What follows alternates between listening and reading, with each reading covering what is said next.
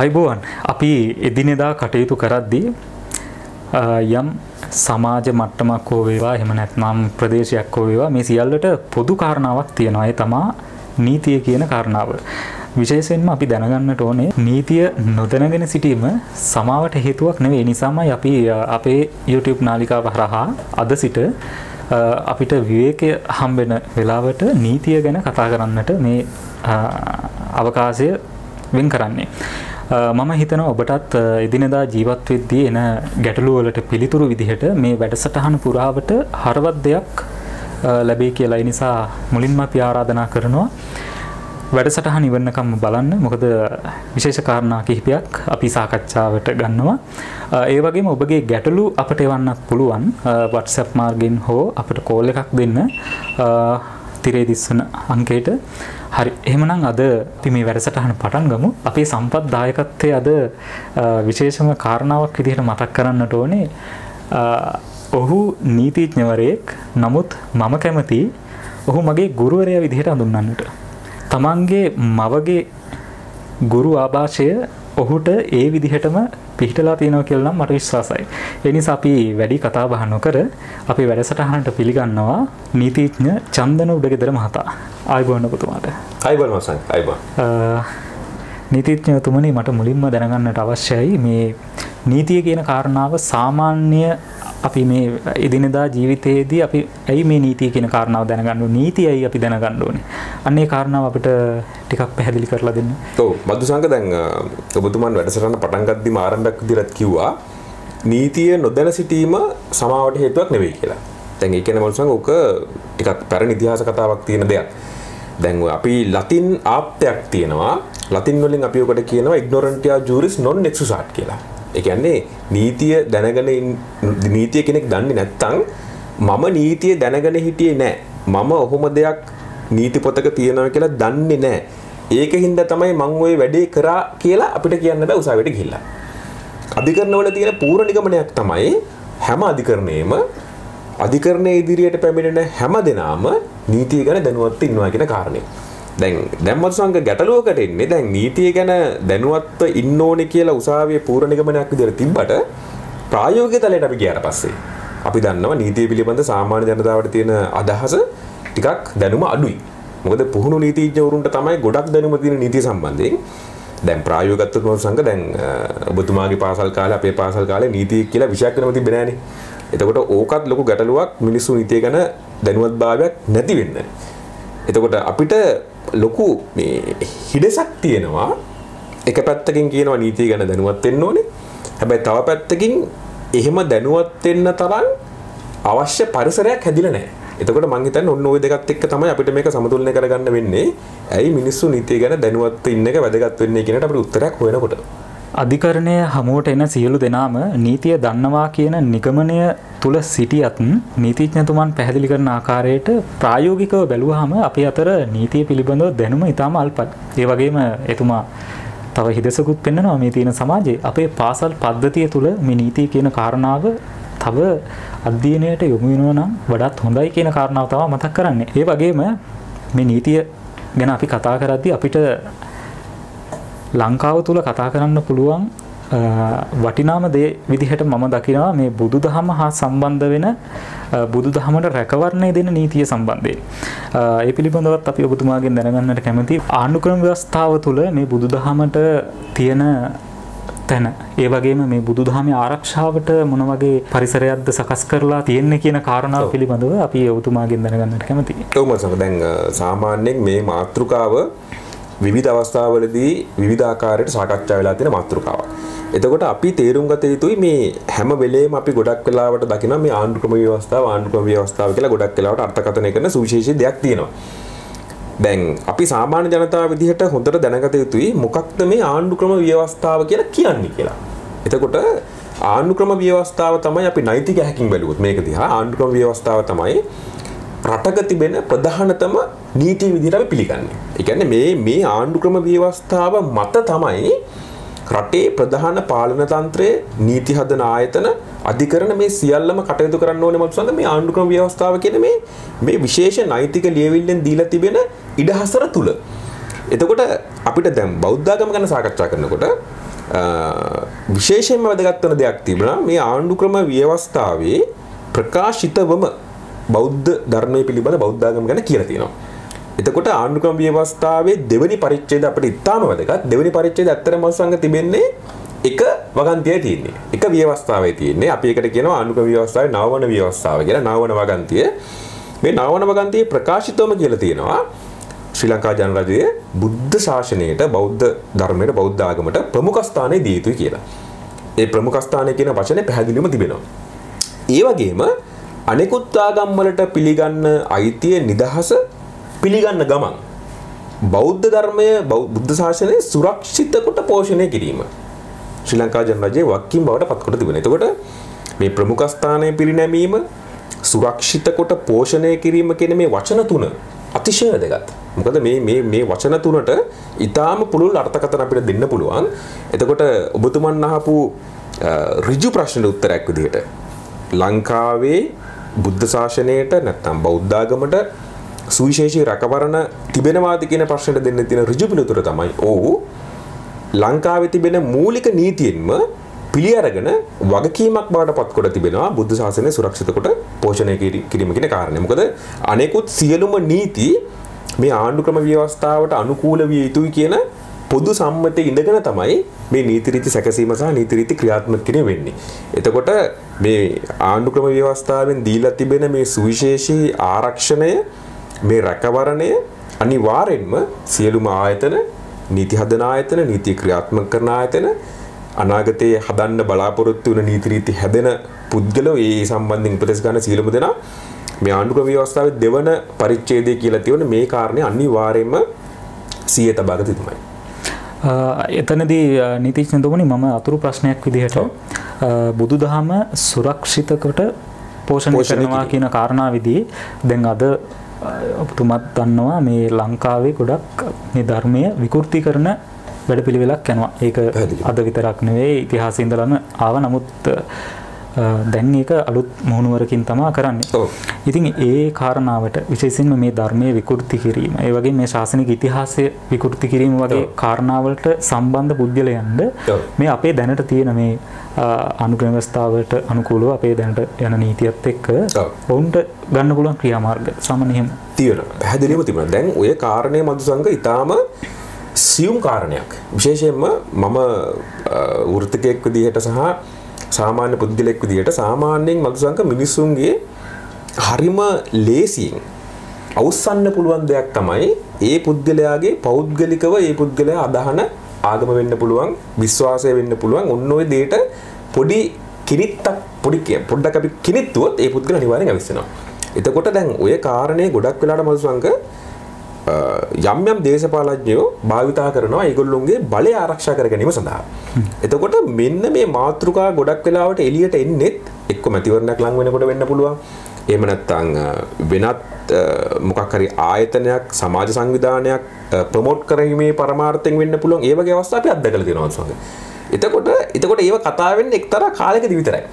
ඊට පස්සේ තමන්ගේ පරමාර්ථ බුදුන් පමුණුව ගත්තට පස්සේ ඒක නෑ කතාවක් වෙන්නේ නෑ.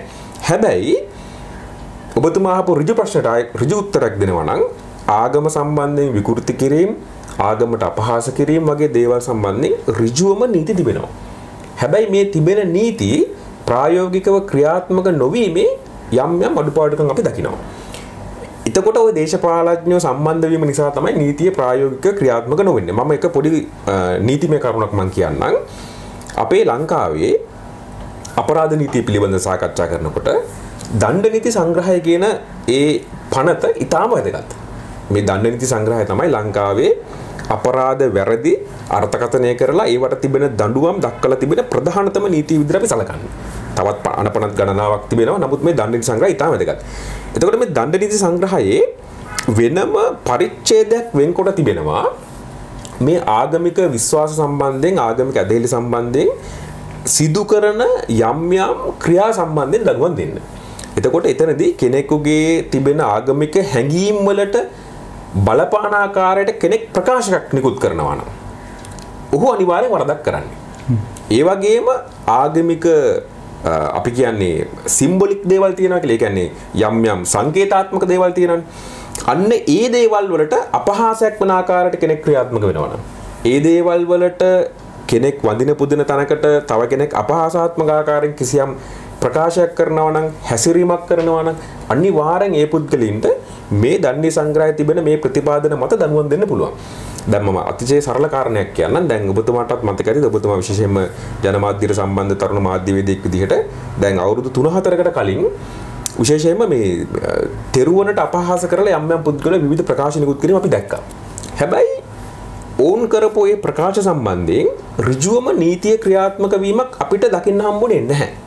සහ තවමත් අපි මේක වෙනත් අවස්ථාවලදීත් මේ සම්බන්ධයෙන් බය නැතුව අපි මේ විවේචන කරලා තිබෙනවා.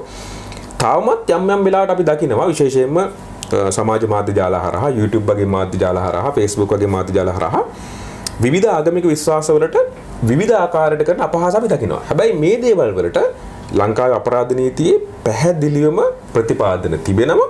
වැදගත් වෙන්නේ මත්සංක මේ ප්‍රතිපාදන පොතේ තිබ්බට ප්‍රායෝගික තලයට ගිහිල්ලා මේක ක්‍රියාත්මක කිරීම කරන්න ඕනේ ප්‍රතිපත්ති සම්පාදකයවත් නීති සම්පාදකයවත් ගරු අධිකරණයවත් නෙවෙයි නීතිය ක්‍රියාත්මක කරන පොලිසිය වගේ ආයතන.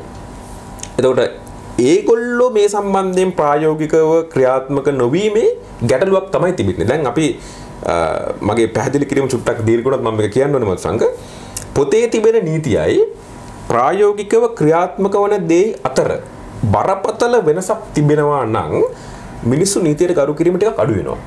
මම ආපහු කියන්නම් ඒක. පොතේ තිබෙන නීතියයි ප්‍රායෝගිකව ක්‍රියාත්මක වන දේ අතර බරපතල වෙනසක් තිබෙනවා නම් එතකොට මේ නීතිය ක්‍රියාත්මක වෙන්නේ ගොඩක් වෙලාවට නිකන් ප්‍රතිපත්ති ප්‍රකාශනයක් විදිහට. දැන් උදාහරණයක් විදිහට මම අපි සරලව ගත්තොත් මේක පැහැදිලි කරගන්න. දැන් පරිසරය පිළිබඳ ප්‍රතිපත්ති තියෙනවානේ. පරිසරය පිළිබඳ නීති රීතිත් තිබෙනවා. හැබැයි අපි අනන්තවත් දකිනවා මස්වංග මිනිස්සු පාරට කෙල ගහනවා, පාරට කුණු ටික දාගෙන යනවා, ගස් කපනවා. එතකොට විවිධ පරිසර පද්ධතීන් විනාශ කරන මහා පරිමාණය. එතකොට පොතේ නීති තියෙනවා. ඒ නීති පරිසරය පිළිබඳ නීති සෑහෙන තියෙනවා. හැබැයි ප්‍රායෝගිකව වෙන දේ අතර ලොකු වෙනසක් තිබෙනවා. එතකොට මිනිස්සු පරිසර නීතියට ගරු කරන්නේ නැහැ. මට තේරෙන විදිහට අඩුවෙන්ම ලංකාවේ මිනිස්සු සහ පරිපාලකයෝ, දේශපාලඥයෝ, නීති ක්‍රියාත්මක කරන ආයතන අඩුවෙන්ම ගරු කරන්නේ පරිසරය පිළිබඳ තියෙන නීතිවලට. ඒ වගේම තමයි මම මේ කියන කාරණෙත්. ඔය ආගම සම්බන්ධයෙන් තිබෙන නීති රීති ක්‍රියාත්මක නොවීමේ බරපතල ගැටලුවක් තිබෙනවා කියලා මට ප්‍රායෝගිකව තේරෙනවා. එතකොට ඒ නීති ක්‍රියාත්මක නොවීම නිසා මිනිස්සු මේ නීතිය ගණන් නොගන්න තත්ත්වයක් තමයි ඇති වෙලා තියෙන්නේ. ආණ්ඩුක්‍රම ව්‍යවස්ථාව තුළ බුදුදහමට තියෙන තැන හරි අපූර්වට සුපැහැදිලිව දීර්ඝ විදිහට විග්‍රහයක් කරන්නට යෙදුන අපේ නීතිඥතුමන්. ඒ වගේම අපි ඊළඟට කතා කරන්නට බලාපොරොත්තු වෙනවා රථවාහන නීතිය පිළිබඳව. නමුත් ඊට කලින් අපි අවස්ථාව යොමු කර ගන්නවා මේ අපිට යොමු කරපු ප්‍රශ්නයක් පිළිබඳව විමසන්නට. විශේෂයෙන්ම ඔබටත් අවස්ථාව තියෙනවා ඔබට තියෙන මේ නීතිමය තත්ත්වය නීතිමය පසුබිම දැනගන්නට අවශ්‍ය කාරණා. ඒ වගේම විශේෂයෙන්ම නීතිඥතුමන් ගුරුවරයෙක්, එතුමන් නීති විද්‍යාල ප්‍රවේශයට උපකාර කරනවා. ඊට සම්බන්ධ දරුවන්ට මේ වැඩසටහන හරහා ඔබගේ ප්‍රශ්න යොමු කරන්නට පුළුවන්. විශේෂයෙන්ම නීතිඥතුමනි මේ මට මේ ආව ප්‍රශ්නයක් මේ සංවේදී ප්‍රශ්නයක්. ඒ නිසායි මම මේ මුලින්ම මේ ප්‍රශ්නය අහන්නට හිතාගත්තේ. එක අම්මා කෙනෙක්, තරුණ අම්මා කෙනෙක් ළමයි දෙන්නෙක් ඉන්නවා අවුරුද්දක් සහ අවුරුදු 4ක දුවලා. එයා විවාහ වෙද්දී විවාහ වුණ සැමියා ඊට කලින් විවාහ වෙලා කියන්නේ පූර්ව විවාහයක් තිබෙන පුද්ගලෙක්. ඒ වගේම එයා මේ දැනට අර ළමයි දෙන්න සහ මව ගෙදර තනි කරලා මේ ඒ පුද්ගලයා වෙනත් ප්‍රදේශයක වෙනත් ගැහණු කෙනෙක් එක්ක සම්බන්ධකම් තියාගෙන එතන පදිංචි වෙලා ඉන්නවා. නමුත් මාසයකට යම් මුදලක් ලැබෙනවා. නමුත් ඒ මම අහලා බැලුවාම මේ මුදල සාමාන්‍යයෙන් මිනිස්සෙට එදිනෙදා වැඩ කටයුතු කරන්න යන්න අපහසුයි. ඉතින් මේ මම ඒ අම්මත් එක්ක කතා කරලා දෙයක් කිව්වේ මම ඇහුවා මොකද්ද දැන් වෙන්න ඕනේ කියලා. එයාට අවශ්‍ය වෙන්නේ මේ සැමියා එයා ළඟට ගෙන්නගෙන පවුල සමගින් ඉන්න. මේ පිළිබඳව එතුමීට දෙන්න පුළුවන් උපදෙස් මොකක්ද? ඔව් දැන් ඔය වගේ ප්‍රශ්න සාමාන්‍යයෙන් අධිකරණවල නිතරම ඇහෙන්න තියෙනවා. ඒ වගේම ජනමාධ්‍යනුත් සෑහෙන්න අපිට දකින්න තියෙනවා. මොකද සාමාන්‍ය ජනතාව දැනගත් දෙයක් තිබෙනවා. සාමාන්‍ය විවාහ නීතිය අනුව උතනදී තමයි අපි නැවත මේ සාකච්ඡාව පොඩ්ඩක් දීර්ඝ වෙන්නේ.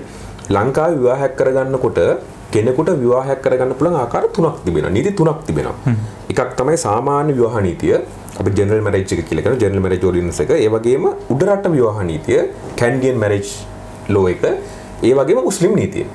දැන් මුස්ලිම් නීතිය අනුව නම් කෙනෙකුට විවාහ හතරක් දක්වා කරගැනීමේ හැකියාව තිබෙනවා. හැබැයි සාමාන්‍ය නීතිය අනුව විවාහයක් කරගෙන තිබෙනවා නම් ඒ පුද්ගලට එක විවාහයක් කරගන්න පුළුවන් වෙන්නේ. ඒ වගේම වැදගත් වෙන කාරණයක් තිබෙනවා.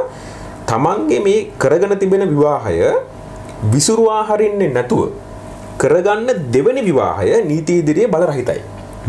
එතකොට දැන් ඔබතුමාට ප්‍රශ්න යොමු කරපු කාන්තාව විවාහ වෙලා තිබෙන්නේ කලින් කසාද බැඳපු සහ ඒ කසාදයේ එහෙම්ම තවදුරටත් වළංගු වෙලා ඉන්න කෙනෙක් නම් ඔහුගේ ඒ විවාහය විතරයි වළංගු වෙන්නේ තාමත් නීති ඉදිරියේදී. දෙවෙනි වතාවට කරගත්ත විවාහය නීති ඉදිරියේ වළංගු නැහැ. දැන් එතකොට අපිට ප්‍රශ්නයක් එනවා දෙවෙනි විවාහයේ නීති ඉදිරියේ වළංගු නැත්තම් මොකක්ද අපිට තිබෙන ප්‍රතිකර්මය? දෙවෙනි විවාහෙන් දරුවන් ඉන්නවා නම් මොනවද ඒ දරුවන්ට හම්බෙන ප්‍රතිකර්ම කියන ප්‍රශ්නයක් තිබෙනවනේ. මොකද අපි දන්නවා මතු සංඝ ප්‍රායෝගිකව නීතියට ගියාට පස්සේ අපිට තිබෙන්නේ විවිධ ගිවිසුම් කොළ කෑලි ඔය සම්බන්ධතාවය. හැබැයි අපි දන්නවා දරු මල්ලෝ ඉපදුනොත් එහෙම ඒගොල්ලොන්ගේ නඩත්තු කිරීම, දේපල පිළිබඳ ප්‍රශ්න, ඒ වගේ උසාවියට එන්නේ නැති අතුරු ප්‍රශ්න ගණනාවක් තිබෙනවා සාමාන්‍ය ජන ජීවිතය ඇතුලේ. එතකොට දෙවෙනි විවාහයේ දරුවන්ට යන කලදසාව ගැන කතා කරනකොට අනිවාර්යයෙන්ම නීතිමය රැකවරණය තමයි ඒගොල්ලොන්ට සිද්ධ වෙනවා. තාත්තා සලකන්නේ නැත්තම් නඩත්තු නඩුවක් දාන්න නව නඩත්තු පනත අනුව. එතකොට අනිවාර්යයෙන්ම දරුවෝ දෙන්නට වෙනම නඩත්තු ගැනීමේ හැකියාවක් තිබෙනවා. එතකොට බිරිඳට නඩත්තු ගැනීමේ හැකියාවක් නැහැ. මොකද හේතුව ඒ විවාහය නිත්‍යනුකූල විවාහයක් නොවන නිසා. බිරිඳට සිද්ධ වෙන කාරණේ තමයි විවාහ ශුන්‍යතා නඩුවක් පවර්ලා තමන්ට විවාහ ශුන්‍යතාවය හරහා දීමනාවක් ලබා ගැනීමේ හැකියාව තමයි තිබෙන්නේ. දැන් ඔබතුමා මතු කරපු මානුෂික ප්‍රශ්නට උත්තරයක් මෙතනදී නැහැ. මානුෂික ප්‍රශ්න තමයි ඒ කාන්තාවට ඕන කියලා කියනවා මේ පුද්ගලයාව ගෙන්නගෙන යහපත් පෞල් ජීවිතයක් ගත කරගන්න. දැන් ඒකට උත්තරයක් නීතිමය ඇසින් දෙන්නේ නැහැ. මොකද හේතුව එකක් ඒ දෙවෙනි කාන්තාව හිතන් හිටියට මම මේ කසාද බැඳලා ඉන්නේ කියලා හිතන් හිටියට නීතිමය ඇහින් බලනකොට ඒ කාන්තාව කරගෙන තිබෙන විවාහය නීති ඉදිරියේ ශුන්‍යයි. පළවෙනියට ඒ පුරුෂයා කරන් තිබෙන විවාහය විතරයි නීති ඉදිරියේ වළංගු විවාහයක් වෙන්නේ. එතකොට දෙවෙනි කාන්තාවට උසාවියකට ගිහිල්ලා කියන්න බෑ අනේ මට මගේ මහත්තයාව ගෙනල්ලා දෙන්න දරු දෙන්නත් එක්ක පෞල් ජීවිත ගත කරන්න ඕනේ කියලා උසාවියට ගිහිල්ලා අපිට ඒක ප්‍රායෝගිකව කියන්න හම්බෙන්නේ නැහැ. දැන් ඔබතුමා කියන විදිහට දෙවෙනි විවාහය නීතිමය බල රහිතයි නම් ඒ දෙවෙනි විවාහය ලියාපදිංචි කරන ඒ බලයලත් නිලධාරීන් ඉන්නවා. එතකොට ඒ නිලධාරීන්ගේ ඒ කාර්යය හරියට උනාද? ඊටාම ප්‍රායෝගික ප්‍රශ්නයක්. එතනදී අපිට කියන්නේ අපි නීතිය ඒ නිලධාරීන් ක්‍රියාත්මක කරනවා කියන අදහස නෙවෙයි. නමුත් ඒ තියෙන නීතිමය තත්ත්වය මොකක්ද ඒ සම්බන්ධයෙන්? ඔව් දැන් උතනදී තමයි ප්‍රායෝගිකම බිම්මට්ටමට එන ප්‍රශ්නේ. කිසියම් පුද්ගලෙක් විවාහයක් කරගන්නකොට විවාහ රෙජිස්ට්‍රාර්වරයා ඉස්සරහට ගිහිල්ලා තමන්ගේ ජාතික හැඳින්වීම පත්‍රය සහ ඒ දේවල් කියලා මම කලින් කසාද බැඳලා නැහැ කියලා කිව්වොත් ඒ විවාහ රෙජිස්ට්‍රාර්වරයාට මේ පුද්ගලයා මේ ඇත්තද කියන්නේ බොරුද කියන්නේ කියන එක පරීක්ෂා කර ගැනීමට ප්‍රායෝගික හැකියාවක් නැහැ. මොකද හේතුව තවමත් ලංකාවේ සියලුම පුද්ගලයන්ගේ ජීවදත්ත තොරතුරු ඇතුළත් සිස්ටම් එකක් ක්‍රමවේදයක් තාම ක්‍රියාත්මක වෙන්නේ නැහැ. එතකොට ඇත්තටම ගත්තොත් එහෙම විවාහ රෙජිස්ට්‍රාර්වරයෙක් ඉස්සරහට ගිහිල්ලා මම මේ පළවෙනි වතාවට විවාහ වෙන්නේ කියලා කිව්වොත් කිසියම් පුද්ගලයෙක් තමන් ගණන් තාප්පු කරලා තව සාක්ෂි දෙකකුත් අරගෙන ගිහලා කිව්වොත් විවාහ රෙජිස්ට්‍රාර්වරයා සද්ධායෙන් මේක විශ්වාස කරලා විවාහය කරනවා. එතකොට පස්සේ තමයි විවාහ රෙජිස්ට්‍රාර්වරයාට උනත් තේරෙන්නේ තමන් මේ විවාහය කරලා තියෙන්නේ කලින් කසාද බැඳපු ඒ කසාදේ තාමත් තියෙන පුද්ගලෙක්ගේ විවාහයක් තමයි කරලා තියෙන්නේ කියලා තමයි ඔහුට පසුව තේරෙන්නේ. නමුත් ඔහුට විරුද්ධව නීතිමය ක්‍රියාමාර්ග ගැනීමේ හැකියාවක් නැහැ. ඔහු තමන්ගේ රාජකාරියක් කරලා තියෙන්නේ. එතකොට ඔහුට විරුද්ධව අපිට අත්‍තරම කිව්වොත් එහෙම උසාවියකට ගේන්නවත් වෙන කාරණයක් අපිට කරන්න විදිහක් නැහැ. පරස්සම් වෙන්න ඕනේ විවාහයක් කරගන්නකොට අපි මේ කසාද බඳින්න යන්නේ කවුද? මෙයා ඇත්තටම කලින් විවාහයක් කරගෙන තියෙන කෙනෙක්ද?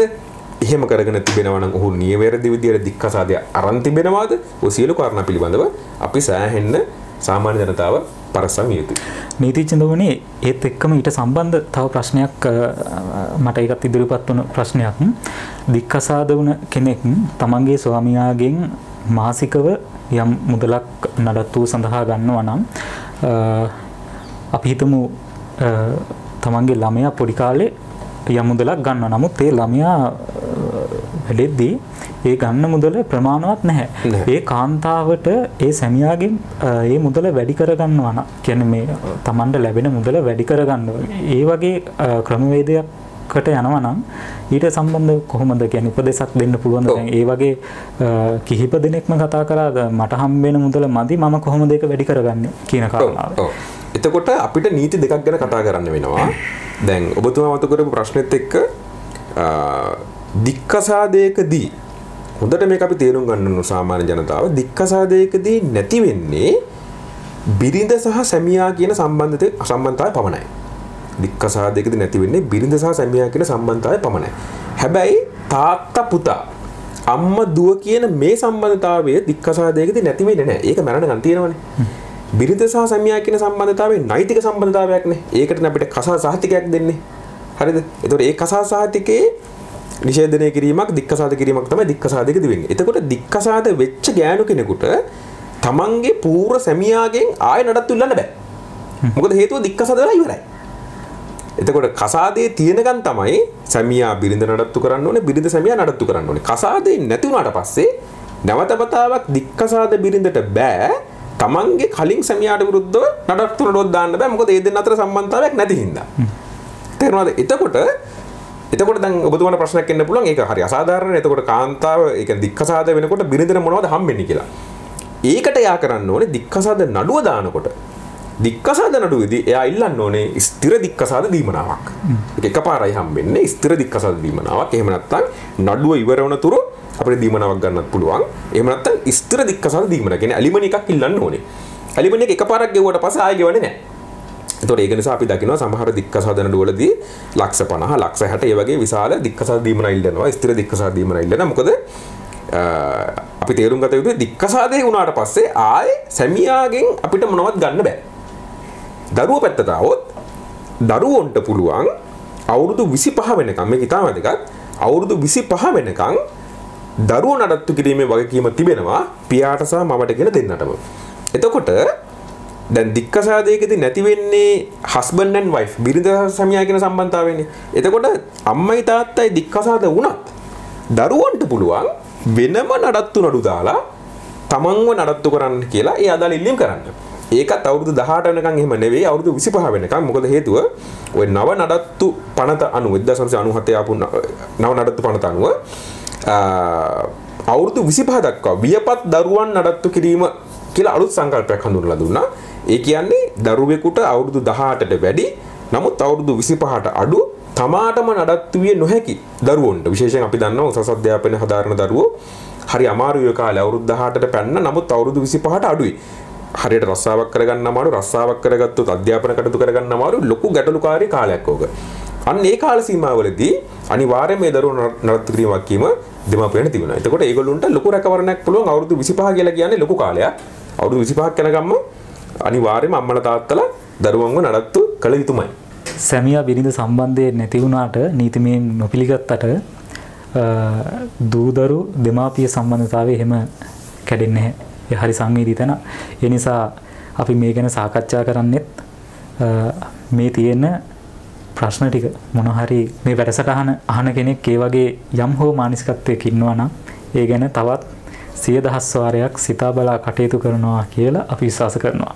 මේ වැඩසටහනේ අවසාන ප්‍රශ්නේ විදිහට සාකච්ඡා කරන්නට සූදානම් නීතිඥතුමනි, අපි එදිනෙදා මහා මාර්ගයේ යද්දී රථ වාහන නීතිය ගැන අනිවාර්යයෙන්ම දැනුවත් වෙන්නට අවශ්‍යයි. මොකද සමස්තය විදිහට නොගත්තත් යම් යම් රථ වාහන සම්බන්ධයෙන් පොලිස් නිලධාරීන් කටයුතු කරන ආකාරය මහ ජනතාවට යම් පීඩනකාරී වැඩපිළිවෙලක් තියෙනවා. අපි ඒව අත්දැකලත් තියෙන නිසා අපි කතා කරන්නේ විශේෂයෙන්ම අපි හිතමු දැන් පාරක අපි වාහනයක් පදවගෙන යද්දී රථ වාහන නීතිය යටතේ අපිට අපිව හසු කරගන්න පුළුවන් වැරදි සාමාන්‍යයෙන් එදිනෙදා බහුලව වෙන වැරදි සම්බන්ධ කරලා ඔබතුමා ඒ ගැන කියන්නේ මම ප්‍රශ්න අහනවට වඩා ඔබතුමා ශාස්ත්‍රීය දැනුමත් එක්ක තියෙන නිසා ඒ ගැන හොඳ පැහැදිලි කිරීමක් කරගන්න සාමාන්‍යයෙන් මදුසංග දැන් ඔබතුමා නිතරම ප්‍රායෝගිකව මහා මාර්ගයේ ඉන්න සහ යන්නේන පුද්ගලෙක් විදියට සහ අපිත් ඇතුළුව අපිට තාම පීඩාකාරී යම් යම් අවස්ථාවලදී මේ පුද්ගලයන්ගේ හැසිරීම විශේෂයෙන්ම ත්‍රිරෝද රථ රියදුරන්, බස් රථ රියදුරන්, විශේෂයෙන්ම යතුරුපැදි රියදුරන් මෙන්න මේ ප්‍රධාන කාණ්ඩ ගොඩක් වෙලාවට මේ තිබෙන නීති මෝටර් වාහන පනතෙන් දීලා තිබෙන නීති අනුගමනය නොකිරීමක් අපිට දක්නට තියෙනවා. ඒ කියන්නේ ලොකු කඩිකුලප්පක් තියෙනවා අපි හැමෝටම. දැන් ගොඩක් වෙලාවට අපි හිතන්නේ හෝන් එක බාගෙන හිටියාම හෙඩ්ලයිට් ගහුවාට පස්සේ පාර එක්ක පළල් වෙනවා. එහෙම නැත්නම් ඉඩ හැදෙනවා වගේ අදහසක් ගොඩාක් රියදුරන්ට තිබෙනවා. අපි දැන් විදේශ රටවල ගත්තොත් එහෙම විශේෂයෙන් බටහිර රටවල ජපාන වගේ රටවල ගත්තොත් එහෙම ඇත්තටම හෝන් හනක් අහන්නත් නැහැ. හරිම කලාතුරකින් තමයි අහන්නත් හම්බෙන්නේ. එච්චරකටම හරිම විනයානුකූල තත්ත්වයක් තිබුණා රියදුරන්ගේ. දැන් ලංකාවට ආදේශ කරලා බලනකොට වැඩිපුරම තිබෙන්නේ අන්තරායදායී ලෙස රියපදීම කියන වරද. ඒ කියන්නේ එක්කෝ දිත්තුර කපාගෙන රියපදවන, එහෙම නැත්නම් අධික වේගෙන් රියපදවනවා, රියානුතුරු සිද්ධ වෙනවා. දැන් අපි දන්නවා සමහර රියානුතුරු ගොඩක් ගත්තොත් එම කහයි රුඩදීම තමයි හැප්පෙන්නේ. දැන් නම් තින් සුදු ඉරනේ. එතකොට ඒ වගේ තත්ත්වනේ. ඒ වගේම බීමත් රියදාවනේ. එතකොට බලංගු රිය බලපත්‍රයක් නොමැතිව රියදාවනේ. ආදායම් බලපත්‍රය නොමැතිව රියදාවනේ. එතකොට රක්ෂණ සහතිකය නොමැතිව රියදාවනේ. එතකොට විධිමත් බලංගු රක්ෂණ සහතිකයක් නොමැතිව රියදාව. වගේ වැරදි අනන්තයි අප්‍රමාණයි මේ මෝටර් වාහන පනතත් එක්ක සාකච්ඡා කරලා බලනකොට. දැන් මල්සංග අපි මෙතනදී පොඩි ප්‍රායෝගික දෙයක් මට කියන්න ඕන. අපි ඉදිරියේදී මේ සම්බන්ධයෙන් විධිමත් එක් කොටස් අපි වැඩසටහන ඉදිරියේදී අපි සාකච්ඡා කරමු. මෝටර් වාහන පනත ගැන සාකච්ඡා කරලා බලනකොට මේ පොඩි දුර්මතයක් තිබෙනවා මේ අපේ සමාජ මාධ්‍ය ජාලවල වැඩිපුරම. තනි නිලධාරියෙකුට රථයක් නවත්තන්න බැරිද? පුළුවන්ද? තනි නිලධාරියෙක් රථයක් නැවතුවොත් මොකක්ද ඇති වෙන තත්ත්වය? ඒකට අවනත නොවී යන්න පුළුවන්ද? ওই වගේ කාරණා තිබුණා. හැබැයි හොඳට මතක තබා ගත යුතුයි. මෝටර් වාහන පනතේ මේ පොලිස් නිලධාරීන් දෙන්නෙක් රථය නවත්තන්න ඕනේ, දෙන්නෙක් පරීක්ෂා කරන්න ඕනේ කියලා කොහෙවත් නැහැ. ඒතකොට අනිවාර්යයෙන්ම ඊළඟ කාරණේ තමයි පොලිස් නිලධාරීන්ට සාමාන්‍ය නිලධාරීන් විදියට ඒගොල්ලොන්ට තිබෙන බලතලත් එක්ක ඕනෑම වෙලාවක සැකකටයුතු පුද්ගලයෙක් නවත්තලා පරීක්ෂා කිරීම බලය ඒගොල්ලොන්ට තිබෙනවා. පොලිස් නිලධාරී මහත්මයෙක් තනි මහත්මයෙක් රථයක් නවත්තුවත් අපිට ඒකට අවනත වෙන්න සිද්ධ වෙනවා. දැන් අපි ප්‍රායෝගිකව දකින දේ තමයි හැංගිලි දාලා නවත්තන්නේ. ඒ කියන්නේ ඒක අර නීතිය ක්‍රියාත්මක වීමේදී ආකල්පමය වල තිබෙන ප්‍රශ්නයක්. මොකද හේතුව ලෝකයේ දියුණු රටවල් කිසිම දියුණු රටක වරදක් කරන්න ඉඩ හැරලා ඒකට දරුවන් දෙන අවස්ථා නැහැ. දැන් අපේ වෙන්නේ මොකද්ද? අපේ වරද කරන්න ඉඩ හරිනවා, ඊට පස්සේ තමයි අපි නවත්තන්නේ. ඊට කලින් නැවැත්වීමට කරන උත්සාහයක් හෝ වැළැක්වීමට කරන උත්සාහ අපිට දකින්න නැහැ. එතකොට ඒකත් අපි ඔළුව තබා ගත යුතුයි. ආකල්පමය වශයෙන් ඊටාම අතිදැවන්ත වෙනසක් පොලිස් නිලධාරීන් සිදු කරගත යුතුමයි. ඒ වගේම අනිත් පැත්තට ගත්තොත් එහෙම සාමාන්‍ය ජනතාවත් විශේෂයෙන්ම රියදුරන් විදිහට අපිත් හැමෝම රියදුර වෙනවා දවසේ පැය කිහිපයක්. අපි තිබෙන නීති රීති වලට අනුකූලව විධිමත් ආකාරයට නිවැරදි විදිහට නඩත්තු කරපු වාහන පැදවීමට අතිදැවන්ත වක්කීමක් අපිට තිබෙනවා. මොකද අපි දන්නවා වාහනයක් හැප්පුණොත් මනුස්සයන්ව ඕක හදාගන්න පුළුවන්.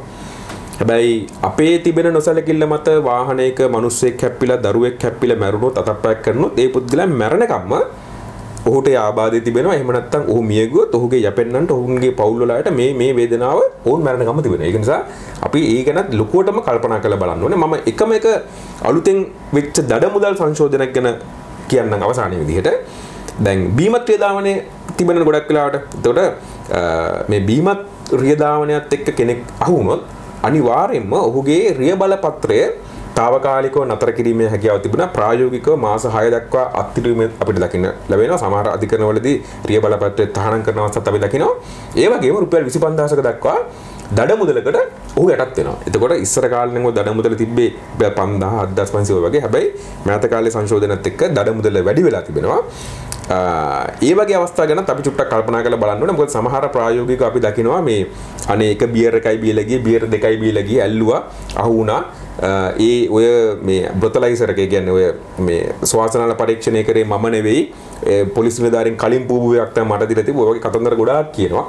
හැබැයි ඒ මොනවා වුණත් අපි නීතිය ඉදිරියට ගිහිලා අපි වැරදි කරුද නිවැරදි කරුද වෙනවට වඩා අපි අතින් කිසියම් අනතුරක් වුණොත් ඒකත් එක්ක වෙන්න පුළුවන් තත්ත්වය ගැනත් අපි මීට වඩා අනිවාර්යයෙන්ම ලොකුවටම කල්පනා කරලා බලන්න ඕනේ. මහාමාගේ අද්දී වගකීමෙන් පරිස්සමෙන් යන්න කියලා තමයි අපිට අවසානයේ කියන්න තියෙන්නේ. මම වැඩසටහන ආරම්භයේදී පොරොන්දුවක් වුණා. ඒ තමයි මේ නීති ශාස්ත්‍රයට පිවිසෙන්නට බලාපොරොත්තුෙන් ඉන්න කෙනෙක් ඉන්නවා නම් මේ අයට මේ වැඩසටහන හරහා උපකාර ලබා ගන්නට පුළුවන් කියන කාරණාව. ඒ සම්බන්ධ දැනුම ලබා ගන්නට පුළුවන් කියන කාරණාව. වැඩසටහන අවසන් කරන්නට මත්තෙන් ඔබතුමා ගුරුවරයෙක් විදිහට කොහොමද මේ නීති ශාස්ත්‍රයට අලුතෙන් කෙනෙක් එන්න බලාපොරොත්තු වෙමින් ඉන්නවනම් ඒ අය කොහොමද නීති ශාස්ත්‍රයට ඇතුල් වෙන්නේ? ඒ වගේම සුදුසුකම් මොනවද අවශ්‍ය වෙන්නේ මේ පිළිබඳව අප එතකොට හොඳ ප්‍රශ්නයක්. විශේෂයෙන් දෙමව්පියෝ තමයි මේ ගැන චුට්ටක් දැනුවත් වෙන්න ඕනේ. සාමාන්‍ය පොඩි දරුවන්ට වඩා ලංකාවේ නීතිඥවරයෙක් වෙන්න අවස්ථා කීපයක් තිබෙනවා.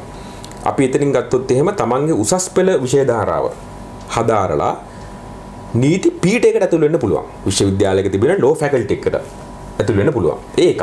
එතකොට එතනදී අපි හොඳට තේරුම් ගත යුතු උසස් පෙළ ඉහළම ප්‍රතිඵල ගන්න ඕනේ.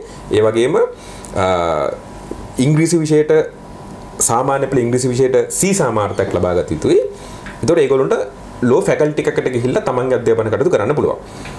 ඒ වගේම ලෝ ෆැකල්ටි එකක තව ලෝ ෆැකල්ටි එකක් තිබෙනවා විවෘත විශ්වවිද්‍යාලය. එතකොට විවෘත විශ්වවිද්‍යාලයේ තිබෙනවා නීති උපාධිය කියලා. නීති උපාධිය අපිට හදාරලා නීතිඥයෙක් වෙන්නත් පුළුවන්. ඊට අමතරව විදේශ නීති උපාධියක් හදාරලා අපිට නීතිඥයෙක් විදිහට සුදුසුකම් ගන්නත් පුළුවන්.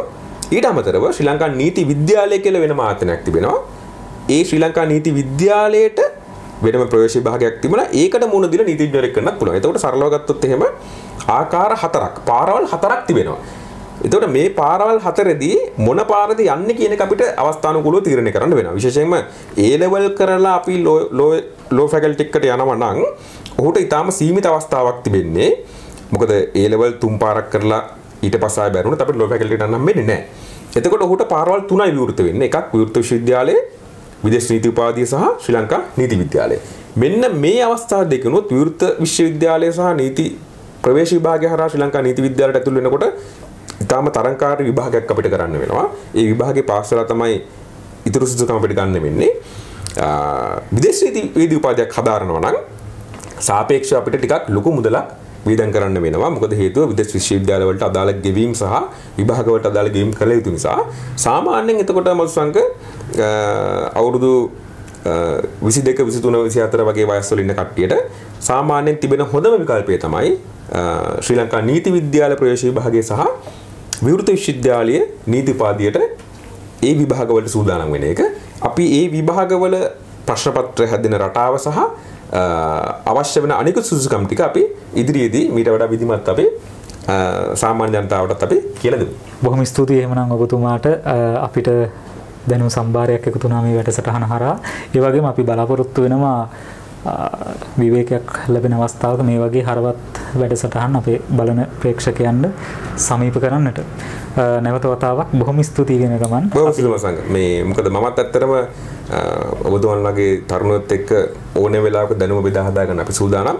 අපි විධිමත්ව අපි මීට වඩා පොඩ්ඩක් සැලසුම් සහගතව අපි විධිමත්ව අපි ඉදිරියේදී සාමාන්‍ය ජනතාවට සහ දරුවන්ට වැදගත් වෙන නීතිමය කාරණා ඔබතුමාගේ YouTube නාලිකාවත් එක්ක අපි ඉදිරියේදී සාකච්ඡා කරමු. බොහොම ස්තුතියි. මේ විදිහට අපි වැඩසටහන මුලින්ම නීතිය හා සම්බන්ධව බුදුදහම, ඉන්පසුව විවාහ සහ දික්කසාද නීතිය, ඊටත් පස්සේ අපි රථවාහන නීතිය ගැන කතා කරා. ඒ වගේම අවසානයේ අපේ නීතිඥතුමන් නීති ශාස්ත්‍රයට පිවිසෙන ආකාරය ගැනත් සඳහනක් කරා. ඒ වගේම මෙවැනි හරවත් තවත් වැඩසටහනකින් නීතිඥ චන්දන උඩගෙදර මහතා සමගින් තවත් දවසක මේ විදිහටම හමු වෙමු. අදට අපි ඔබෙන් සමුගන්නවා. ඔබ සියලු දෙනාට බොහොම ස්තුතියි වටිනා කාලය අපි වෙනුවෙන් වෙන් කළාට. ආයුබෝවන්.